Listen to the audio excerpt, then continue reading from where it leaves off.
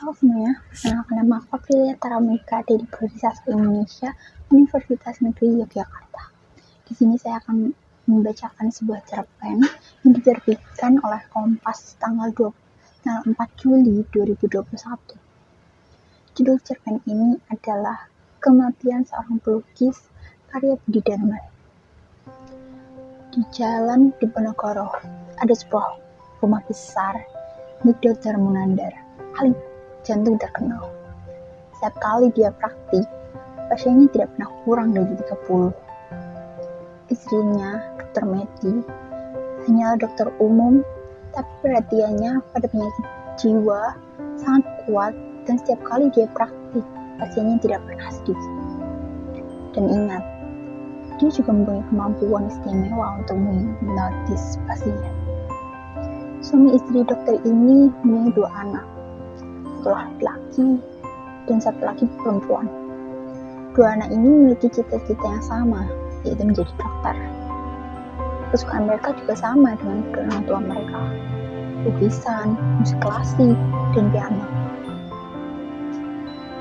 Buku mengenai pelukis besar, komposisi raksasa, dan maestro pemain piano mereka punya. Tentu saja, rekaman musik klasik tidak terhitung jumlahnya.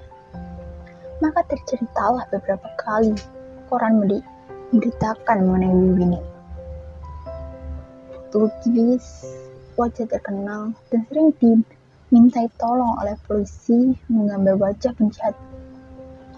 Wiwin mendengarkan polisi, menanyakan beberapa hal pada polisi, kemudian merenung, dan setelah merenung, jadilah gambar wajah penjahat.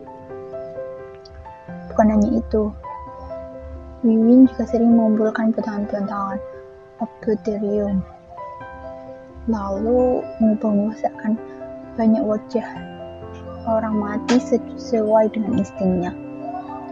Ada orang mati yang sesama hidupnya dermawan, pemarah, pengkhianat, penjilat, berhati mulia, dan entah apa lagi. Tidak ada yang tahu bahwa sudah lama Wiwin menjadi pasien kesayangan Dr. Munandar dan istrinya. Mereka bersepakat untuk tutup mulut, tidak memberitahu hubungan akrab mereka. Bik Limang, pembantu Wiwin, tahu, tapi diam. Inilah salah satu ciri khas orang Pandalungan, bisa percaya dan setia. Kalau tahu keluarga Dr. Munandar akan datang, Bik Limang biasa menyiapkan makanan khas Pandalungan. Misalnya pecel Jember, lontong petis Lumajang, dan nasi sodu Situbondo. Wiwin sadar, dia tidak sehat. Jantungnya sering berdegup kencang, tapi kadang-kadang untuk beberapa detik berhenti berdegup. Keringat dingin sering membasahi tubuhnya mulai dari kepala sampai ujung kakinya. Dan dia juga sering sadar, sedang bermimpi pada saat tidak tidur. Mula-mula Wiwin datang sebagai pasien biasa, mendaftarkan diri untuk konsultasinya. Tapi begitu melihat Wiwin, Dr. Munandar langsung jatuh hati. Inilah Wiwin, pelukis terkenal itu. Dan begitu melihat Wiwin, Dr. Meti juga langsung jatuh hati. Ada rahasia dalam diri Wiwin. Dr. Meti tahu Wiwin adalah teka-teki silang dan kotak-kotaknya harus diisi dengan angka, simbol, tanda baca, dan kata. Siapa yang harus mengisi? Wiwin sendiri. Setiap kali Wiwin akan mengisi, gejolak jiwa Wiwin menyopot tangannya untuk menulis. Sebagaimana ayah dan ibu mereka, 2 anak Dr. Munandar dan Dr. Meti juga jatuh hati pada Wiwin. Demikianlah, Wiwin sering diundang makan, diajak mengobrol, melihat koleksi lukisan, dan main piano. Bahkan, kadang-kadang Wiwin mereka ajak menginap di teras, Batu, Songo Reti. Kalau Wiwin tidak mau dengan berbicara, mereka memaksa. Dokter Munandar berkesimpulan, sudah lama Wiwin menderita penyakit jantung. Meskipun masih bisa dikontrol, tapi tidak ada jaminan bahwa pada suatu saat nanti penyakit ini tidak akan melonjak dengan cepat tanpa diduga. Lalu apa kesimpulan Dr. Meti? Setelah berkali-kali mengobrol, Wiwin bukan hanya menderita gejala depresi, tapi juga tanpa disadari death wish. Keinginan untuk mati biasanya bersifat agresif terhadap dirinya, melukai dirinya sendiri. Tapi untung, Wiwin tidak sampai menyilet kakinya, mundur-mundur kepalanya ke dinding, atau menyiram dirinya sendiri dengan air mendidih. Keinginan untuk mati juga bisa dipicu oleh kebenciannya kepada orang lain. Dan memang, Wiwin saling membenci Wirareja dan istrinya. Siapa mereka? Setiap kali ditanya Dokter Meti, Wiwin bungkam dan matanya membasah. Sekali ada lomba melukis nasional, saat kecil, si Wiwin dan Sawitri terpilih untuk diundang ke Jakarta. Wiwin tinggal di Bandung dan Sawitri tinggal di Jember. Setelah lulus SMA, Wiwin pindah ke Jakarta. Kuliah di jurusan Sastra Inggris UI, Kampung Ramawangun, Jakarta. Sawitri kemudian pindah ke Yogyakarta, mengikuti orang tuanya bersama pembantu setianya Bi Rimau, orang Pandalungan Tulen. Sama dengan Wiwin, Sawitri juga kuliah di Sastra Inggris UGM, kampus Wijilan. Setelah ayah dan ibu Sawitri meninggal, tinggallah Sawitri dan Bi Rimau sendirian. Dan setelah Sawitri meninggal, dilumat-lumat oleh kanker, Bi Rimau ikut Wiwin. Dari sekian banyak pertemuan di Jakarta sebagai pemenang lomba lukis nasional, mereka menjadi sahabat karib, seringkali berkirim surat dan sering pula saling mengunjungi. Wiwin mengunjungi Sawitri di Yogyakarta dan Sawitri mengunjungi Wiwin di Surabaya. Mengapa Wiwin dari Jakarta kemudian pindah ke Surabaya? Karena dia ingin menghapus semua kenangan tentang Bandung. Dan mengapa bukan Jogja? Sawitri adalah sahabat karib. Kalau selalu sering berjumpa, justru bisa menciptakan bencana. Sekali Tempo mengunjungi pameran bersama pelukis besar di kota-kota lain. Bolehlah, asal tidak terlalu sering. Lalu pameran bersama sekali Tempo, bolehlah. Seperti yang sudah dikerjakan di beberapa kota Indonesia, Bangkok, dan Sydney. Sekali lagi, asal jangan terlalu sering. Terakhir, pameran bersama di Singapura, 3 tahun sebelum Sawitri meninggal. Pameran 1 minggu, mereka datang 3 hari sebelum pameran dibuka, dan pulang 3 hari setelah pameran ditutup. Sawitri tahu, Wiwin selalu gelisah, suka tidur, dan kalau tidur beberapa kali teriak-teriak. Dan dalam keadaan tidur pun, kadang-kadang dia bermimpi, diakhiri dengan kata, sayang, dia bukan anak kita. Pada suatu malam, Sawitri memberanikan diri berkata, Wiwin, saya tahu kamu bukan Wiwin yang sebenarnya. Wirareja memang punya anak, namanya Wiwin. Meninggal umur 1 tahun. Lalu Wirareja datang ke panti asuhan Kadarsi di Sasak, Gantung, Bandung. Kebetulan dia bertemu suster Siti Saropah, suster yang merawat seorang bayi bernama Wiwin. Setelah melalui beberapa proses, Wirareja mengambil Wiwin sebagai anaknya. Dan Wiwin ini tidak lain adalah kamu. Saya tahu kamu selalu gelisah. Saya berusaha menelusuri hal ihwal kamu. Suster Siti Saropah sudah tua dan sakit-sakit. Dan saya ingat betul ketika kamu menjadi juara pertama di masa lalu. Seorang laki-laki yang kemudian saya ketahui bernama Wirareja berbisik kepada istrinya. Sayang, dia bukan anak kita. Saya sempat juga menemui Madam Jokokai. guru piano kamu ketika kamu masih kecil. Madam Jo memuji-muji kamu sebagai pemain piano yang cakep dan berjiwa seni. Lalu Wirareja dan istrinya membisikkan kata-kata, sayang, dia bukan anak kandung kita.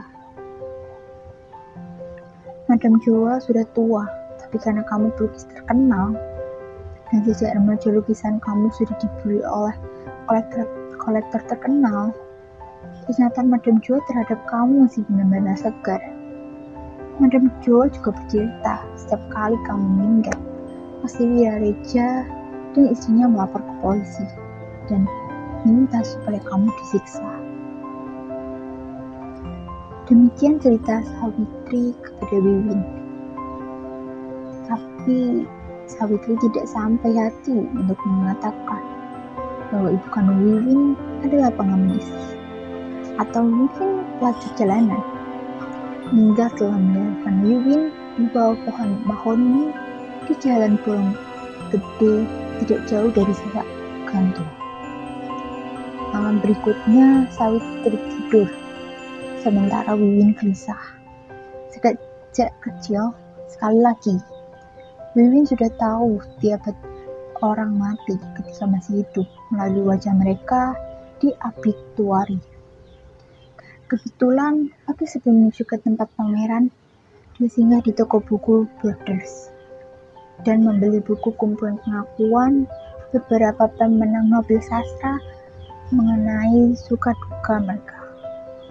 Salah satu pengakuan ditulis oleh Singer, pemenang Nobel sastra tahun 1978. Ketika dia masih kecil, ayahnya mengutip kalimat dari sebuah buku. Wajah manusia berbeda-beda, dan demikian pula lah pikiran dan pendapat mereka. Lalu Singer kecil berpikir, hidung, kuping, bibir, bagi saya menyimpan rahasia. Wiwin mendekati Sawitri. Tepat pada saat Sawitri bermimpi mengenai Raja Namrud ketika melemparkan Nabi Ibrahim ke tengah hutan, lalu membakar hutan itu. Api berkobar-kobar, bergerak ke sana kemari, lalu melompat-lompat ke pohon lain. Wiwin mengumak hidung, kuping, dan mulut Sawitri. Jrek, Wiwin menindih tubuh Sawitri, dan Sawitri terbangun. Lalu dengan kecepatan kilat melempar Wiwin ke lantai. Sawitri sudah meninggal, pasti dengan menyimpan dendam atas kebiadaban Wiwin. Sahabat adalah sahabat. Kalau dengan beringas berusaha meniduri sahabat, sama-sama perempuan, bukan hanya Sawitri yang tidak mau mengampuni, tapi Tuhan juga menolak memberi seampun. Bukan hanya itu, ini sudah menggarap sekian banyak wajah orang meninggal. Pada suatu saat, mereka mempunyai menuntut balasan. Sebetulnya, Wiwin sama sekali tidak mempunyai maksud kotor. Dia menindih Sawitri karena keakagumannya terhadap Sawitri. Tanpa Sawitri, tidak mungkin dia melukis benda mati selain wajah jadi objek hidup yang sanggup bergerak. Kalau kamu ingin lukisan kamu penuh dengan gerak, kata Sawitri pada suatu hari. Bayangkanlah kisah Nabi Saleh ketika beliau disiksa oleh Raja Sumut. Ada unta terjepit batu, lalu ada unta melompat, ditangkap dan disembelih. Lalu semua orang yang memakan dagingnya berguling-guling sekarat. Dia semua penuh gerak. Bukan hanya itu, warna wajah mereka juga berubah-ubah. Bayangkan pula ketika Nabi Daud dihantam panah, ditusuk-tusuk dengan tombak, lalu dibacok berkali-kali dengan banyak gerak. Juga bunyi gemercik senjata-senjata tajam. Mengapa akhirnya orang-orang tahu hubungan cinta kasih antara Wiwin dan Dr. Munandar? Karena Wiwin pergi ke Jakarta, pameran tunggal atas permintaan DKJ. Dalam perjalanan pulang ke Surabaya, dia meninggal di pesawat. Review singkat mengenai cerpen ini adalah alurnya itu campuran. Terus tokoh-tokoh utamanya itu yang paling utama ada 3. Yang pertama Wiwin, tentunya yang punya bakat luar biasa tapi juga punya masa lalu yang kelam ya. Terus dia itu sosoknya yang kompleks, terus punya penyakit jantung dan ada suatu depresi juga. Terus ada Sawitri yang sahabat karibnya Wiwin. Dia tuh orangnya setia, terus penuh kasih sayang juga, tapi dia tuh punya dendam terdalam gitu sama Wiwin. Terus ada keluarga Dokter Munandar. Keluarga ini hangat ya, penuh kasih juga, terutama Dokter Munandar sama Dokter Meti. Terus dia juga suka memberikan dukungan sama kasih sayang pada Wiwin, tapi mereka ini tidak mengetahui rahasia besar yang disembunyikan oleh Wiwin. Terus latarnya tuh ada beberapa tempat kayak Bandung, Yogyakarta, Surabaya. Terus ada beberapa kota yang jadi tempat pameran pertemuan Wiwin sama Sawitri, kayak kota-kota di Indonesia, sama ada yang di luar negeri kayak Singapura, Sydney, Bangkok, kayak gitu. Terus makna dan amanat dari cerpen ini tuh menurut saya sangat kental akan kematian ya. Cerita ini tuh, sosok Wiwin ini tuh sangat dikelilingi oleh kematian, dari mulai dia punya penyakit jantung, depresi. Terus dia tuh orangnya juga obsesi banget terhadap kematian. Nah, Wiwin tuh cari makna hidup lewat kematian dan identitas dirinya. Nah, teman-temannya atau orang di sekitarnya itu juga terikat dengan kematian. Pokoknya peran dalam hidupnya tuh, meski hubungan mereka tuh nggak terlalu sehat gitu. Jadi amanat dari cerita ini tuh mungkin lebih ke pentingnya menghadapi hidup dan kematian dengan kesadaran diri, terus serta menjaga hubungan yang sehat untuk mencapai kedamaian batin antar sesama. Terima kasih.